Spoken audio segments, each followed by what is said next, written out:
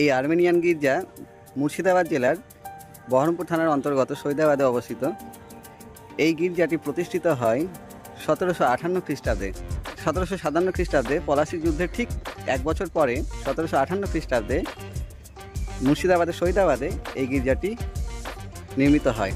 যে সকল আর্মেনিয়ানরা বসবাস করতেন তাদের অধিকাংশ সমাধি এই চত্বরে দেওয়া হতো। যে সকল সমাধিগুলি এখন সংরক্ষণ করে রাখা হয়েছে দেখতে পাবেন, এইখানে কিছু সমাধি, প্রচুর সমাধি আছে।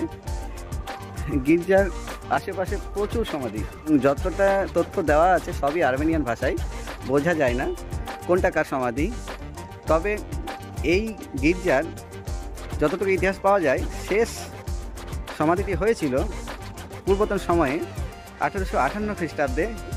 এস.এম. ভার্ডনের সমাধিটি শেষ সমাধি ছিল এই গির্জা চত্বরে, যিনি ছিলেন এই গির্জার তত্ত্বাবধায়ক বা পূজারী বা উপাসক।